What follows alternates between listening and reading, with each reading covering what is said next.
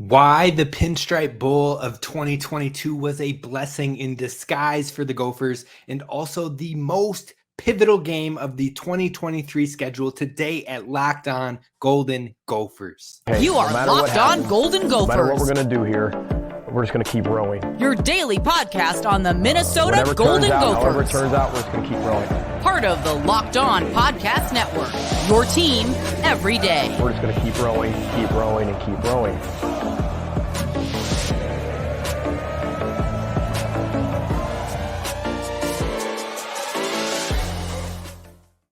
You're listening to Locked On Golden Gophers, part of the Locked On Podcast Network, your team every day. My name's Kane Rob, host of the podcast, former collegiate football video coordinator and recruiting assistant, here to talk Golden Gophers with you each and every day of the week. Now, yesterday was Top 10 Tuesday, and we talked about the top 10 receivers in the Big Ten for the upcoming season. If you have other Top 10 Tuesday suggestions, be sure to drop them in the comments over on YouTube or send us an email at lockedongoldengopers@gmail.com. I thank you for listening to the show.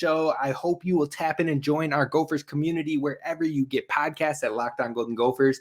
Now, today we're talking about why the Syracuse game, the Pinstripe Bowl of 2022, the game that, quite frankly, Minnesota didn't want to be a part of, at least the fans didn't. It was a blessing in disguise for the Gophers. We're going to talk about that. We're going to talk about the most pivotal game of 2023, and then we're going to talk about the QB gauntlet that the Gophers have to go through this season, and that is a whole lot to get into, so we're going to dive right in. My name's Kane Rob. I hope you'll follow me over on Twitter for all your Gophers news and details. I'm always giving you the updates over there, but this episode was brought to you by FanDuel Sportsbook, official sportsbook of Locked On. Make every moment more. Visit FanDuel.com/LockedOn to get started today. Now, sorry if I look a little homeless or a little dressed down for the episode. I came straight from the gym here to you and the Gophers fans because priorities, right? Not only is the Gophers my squad, but you, the listeners of Locked On Golden Gophers, the everydayers that tap in each and every show, that's who I ride for. So I am trying to get you an episode. Make sure it is here for you on this beautiful Wednesday, the last day of the month. Now let's talk about this Pinstripe Bowl and why it was massive for the Gophers heading into 2023. Now you're talking about terrible field conditions. You're talking about freezing cold football on a baseball field and the traumatizing memories of our quarterback, Ethan Kalikmanis, and our linebacker, Cody Lindenberg, getting hurt in a bowl game. Now, how in the world could that be a blessing in disguise? Well, it was great that we walked out with a victory. We got another 9-win season. The Empire State Building was lit up maroon and gold for the night. So those were some positives. But beyond that, this game was perfect for Minnesota.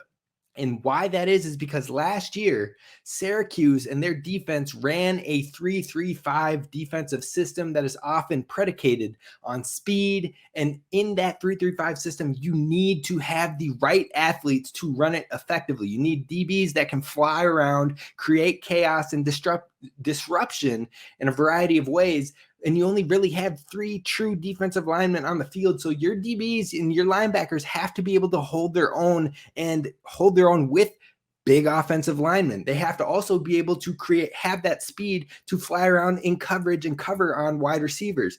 It's if you don't have the right bodies and the right athletes to play this system, it will not work effectively. But Syracuse had a pretty good defense last year, and they definitely showed that throughout the season. Now, they had moments where they lapsed as well, but that defense overall was fairly good, and it fit well. Now, on top of that, at first glance, you'd think that Minnesota's Maulers, the offensive line that is consistently one of the best offensive lines in the Big Ten and sometimes in the nation, they consistently should be able to bully teams of that 3-3-5 if they don't have the right combo of speed and strength at the defensive backs. That's what you'd think. But you know what? I think Syracuse held its own in moments of that game. Now, again, we lost our quarterback. We didn't have our star running back, All-American. We didn't have John Michael Schmitz in that game. So there was a whole lot of difference in that Gophers offense as well. But why it is important is because both Nebraska and Wisconsin in this upcoming season have brought in new defensive coordinators to bring in new systems, and their new systems are that 3-3-5 defense.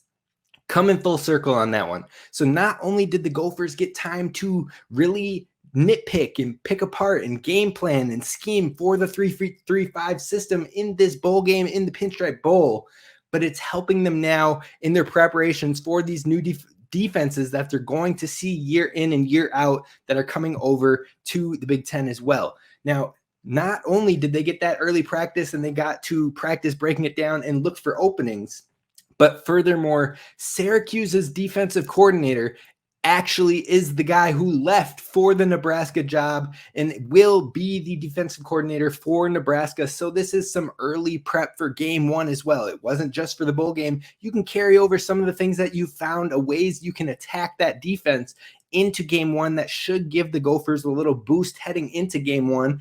And furthermore, I think that it helps give the Gophers a benefit having that little advantage, that little preparation head start, if you will, on the Nebraska defense. So that paired with the fact that Ethan Kaliakmanis actually got hurt early in that game and was out for most of the game. And let me tell you, mind you, he was cooking early in that game. So he was, I think, 7 for 9 for 80 yards from the jump in that game. He was looking like he was going to absolutely blow it up like he blew Wisconsin up the week before. But unfortunately, he got injured. Tanner Morgan had to finish the game, and our offense looked a lot different after that point. But now that's a benefit. Now they don't have a whole lot of film on what Ethan Kaliakmanis and the game plan was to attack that Syracuse defense. Minnesota had to find different ways to get it done in game one, and they made it happen. Now, all of a sudden, you're talking about a team that can have those new ways of attacking, plus you have the actual game you played in. You can take a look at the opportunities that you missed or different ways that you could have attacked, but you didn't see them at that moment. You can take advantage of the errors that you made in that game and correct them. That is going to be huge for Minnesota in game one and hopefully for the years to come, but also knowing that there will be similar elements to Wisconsin's 3-3-5. And if you want to keep the axe here in Minnesota, home where it belongs, then this should be advantageous and you should have more preparation to look at what that defense could be throwing at you. Now, like I said, the early preparation should come in handy. Having that true game film against Tony White's defense in the flesh should allow the Gophers to self-scout and correct some errors and also capitalize on newer opportunities. So although we hated the Pinstripe Bowl, and I speak for many when I reiterate, we really hated the Pinstripe Bowl. It would have been way nicer to be in some warmer weather, being able to sit back, relax, enjoy the sun, and watch the Gophers go get one. We didn't get that, but it ended up a blessing in disguise, and it played some benefit to the Gophers program of 2023. So thank you for that, New York. Now, what we need to talk about coming up next on the show is what will be the most pivotal game of 2023 for the Minnesota Gophers. I think it will catch you by surprise, but we're going to break down a lot of these games and why or why not they aren't the most pivotal, and what my one game of the entire season do I think is the biggest one for the Gophers. We're diving into that coming up next. First, let's talk about our friends over at the one and the only, that is the FanDuel at FanDuel.com, the official sports book of Locked On and so much more. We're talking about FanDuel because you can head on over, new customers can, and get a no sweat first bet of up to $2,500. Yeah, that's right. You heard me right. Before it used to be $1,000. Well, they've upped their game. They want to get more involved, and new customers can get a no sweat first bet of up to $2,500. That means if your first bet doesn't win, you can get up to $2,500 back in bonus bets. Now, some bets that I would absolutely be looking at when it comes to FanDuel, I'm looking at the NCAA futures, and I'm looking at the Big Ten Conference and the number of wins that teams have. Now, they've got Minnesota placed at 7.5, and honestly, I think that line is right on the money. I'm not even sure if I would want to bet that line because I think it could go either way. I could see Minnesota at 7. I could see them at 8. But some numbers that I am loving over there is Michigan State at 5.5 wins. I'm slamming the under on that one because I think Michigan State is absolutely falling apart. They've got a tough schedule. They're facing Michigan, Ohio State, Penn State like they normally do. That's 3 losses chalked up right there. And I just don't have faith in what Mel Tucker has been building over there. Outside of carried by Kenneth Walker, they just haven't been the same program. So I'm absolutely smashing that under.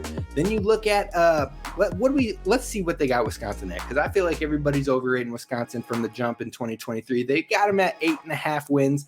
I'd probably take the under on that one. I'm not saying that Wisconsin can't get to 9 wins, but it's the first year of a new coach. You don't see it too often. I know the schedule could look favorable, but it's going to take time to get those new systems in place. So I would smash the under on that one as well. Those are 2 that I think I would absolutely win. And if I didn't win, I would get that no sweat first bet. So head on over to FanDuel.com/lockedon today and be sure to take advantage of the no sweat first bet. Visit FanDuel.com/lockedon. Again, FanDuel, the official sports betting partner of Locked On. All right, folks. Let's talk about the nitty gritty. Let's talk about the most pivotal game of 2023 for the Minnesota Golden Gophers. And thank you so much for listening to Locked On Golden Gophers and making us your first listen when it comes to Gophers Daily Sports. Now, like I said, we're talking about the most pivotal game. And I think you look right away at the schedule, you jump in to UNC. A lot of people are like, oh, that's going to be a huge game. It could be a confidence-wise. It could be a huge game confidence-wise for the Gophers being in week 3. It could be a confidence booster or a confidence tear down. But with how early it is placed, I don't think it can be the most pivotal game because you can rebound and recover after those games, after that game as well. So if you win there, you could very possibly be headed towards Michigan at maybe 5-0 at home and ready to make some noise. But I don't think that with it being so early, you can call it the most pivotal. Moving on to Michigan, I don't think you can call Michigan the most pivotal game either because you're playing with house money there. I mean, no one will have Minnesota favored in that game, even at home. So if you somehow manage to show up, show out, and get that win, it's only a bonus that is a likely loss attributed to Minnesota in most people's standings. So I think basically it's house money. If you get it as a win, great, and you can keep moving and keep showing out, but it's not a make or break game for Minnesota. Now, I think if you take a look, you can look at that same exact reasoning and say the same thing for Ohio State, which takes them off the table as well for me as the most pivotal game of the season. Purdue and Michigan State are seen as favorable matchups for Minnesota, and they should be wins. Now, Purdue on the road is always going to be a tougher challenge, but new coaching and a lot of new players should still have Minnesota likely to win in that one. So that leaves 3 games in my eyes that could maybe be seen as the most pivotal. You've got Illinois, you've got Iowa, and you've got Wisconsin. Now, from there, I'm going to take Wisconsin out, not because that rivalry isn't huge, and I think that Minnesota and playing Wisconsin is always one of the biggest games of the year, but it's the final game of the year. And yes, the X matters. And as far as the division finish, we probably have a good idea of how the division is looking at that point in the last game of the year. Now, could it be the deciding game? Maybe, but I don't think that's where we would be at in that stage of the year in the final week. I think we're going to have a better idea prior to playing Wisconsin. So it will still be a very important game, but Minnesota will likely already have its trajectory of the season already set, if that makes sense. So that leaves Illinois and Iowa for me as the most pivotal games. And I could go either way on this one. Illinois is at home. It's in the beginning of November, and the team could be 5-3. They could be 7-1 in my eyes, either way, or depending on what happens with UNC, Michigan, and Iowa. That's kind of what leaves you at 5-3 or 7-1 in my eyes. Now, if the Gophers drop a silly game and don't make up with one of those 3 games, anything worse than that, then you know what? It's already a rough go on the season, and we're probably talking about a disappointing year. But for that reason, I think with Illinois being later and you kind of have your trajectory semi-set, you could be 5-3, you could be 7-1, and you could be looking at really close to another 8-win season if you can pull out Purdue, Illinois, and then Wisconsin at the end of the year. You're looking at another maybe 8-win season there. So I don't think it's too critical, although it will be important. And for that reason, I lean to the Iowa game as the most pivotal in 2023. Now, there's a few reasons for that. And I think due to the following, Iowa is the most important game of the entire season for Minnesota. First of all, it's positioning in the middle of the season, smack dab in the middle, right after the Michigan game. But not only is it after the Michigan game, you have a bye week between Michigan and Iowa. So you get to prep. You have extra time to prep. I believe Iowa is playing Ohio State before us. That's off the top of the head, but I know they're playing someone more difficult the week before us. So they're going to be coming off of a grueling game, whereas Minnesota is resting, getting healthy, and extra game planning to head into Kinnick Stadium. So coming off of a bye week and some extra prep in the middle of the season, coming after a big Michigan game. Now the team could have 1 or 2 losses at this point, 0 if Minnesota absolutely balls out and beats UNC and Michigan. But let's give them 1 at least right there.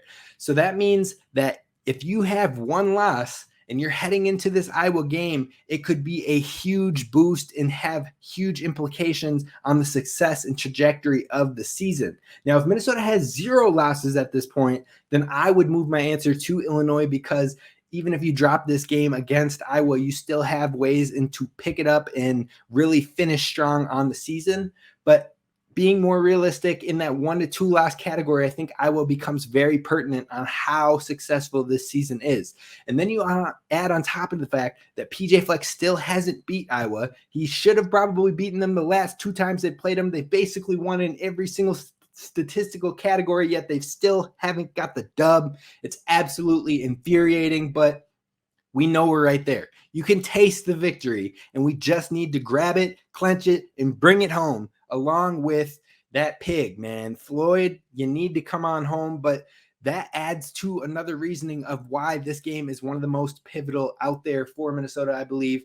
And it's probably going to be the most hostile environment for Minnesota in the entire 2023 season. It sets the tone for the back half of the year, and a win there could have Minnesota in serious discussions if they can pull off the Iowa game along with UNC. You're talking about a team that is maybe 6-1, 7-1 at that point, whatever it would be. That's where you start looking at serious ranking considerations, serious trajectory, serious opportunity for the Gophers to grab heading into the back of the season against Michigan State, Purdue, Illinois, games that should be winnable as well. So I think that Iowa game is the most pivotal, and that's the one I've got circled on the calendar along with some others. So Iowa, one of the biggest rivalries with Minnesota, the hump we just haven't been able to get over with Coach Fleck in this Fleck era. It's priority number 1 in the most pivotal game in 2023. But it isn't just about the difficult games, because Minnesota does have the second most difficult schedule in the entire nation, as according to the FPI index at ESPN and a few other sources out there. Minnesota's schedule is tough, and it also means they have a gauntlet of QBs that they have to go against next year, and they have different strengths, different weaknesses, different attributes. We're going to talk about each one of these difficult quarterbacks that Minnesota has to face to close up this show.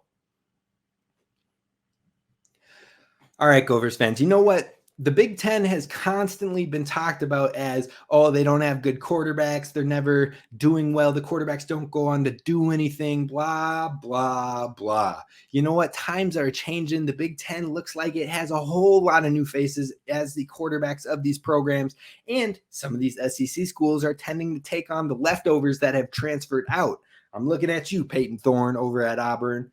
But that being said, we're talking about the quarterbacks that are on this schedule for Minnesota. It is a true gauntlet right from the jump. Week 1, you're talking about Jeff Sims, who is a dual threat quarterback who can test you every which way. He has a cannon for an arm. He's speedy. Their skill positions under Matt Rule will always be based on speed, and that offense is predicated on speed. And you're looking at potential threats of explosive plays the entire game. So it will be a major test for a young defense still learning how to communicate, getting the right positioning right from the jump. That is reason enough for Minnesota to be pushing this team through the spring, like we said, and harping on communication, harping on the fundamentals, harping on being in position and understanding your keys and your role. That is going to be harped even more in fall camp. You can absolutely bet that. And that is because they're taking on a North Dakota quarterback and team that has that versatility. He can do it on the ground, Jeff Sims can, and he's got a cannon for an arm. He's going to be a weapon right away.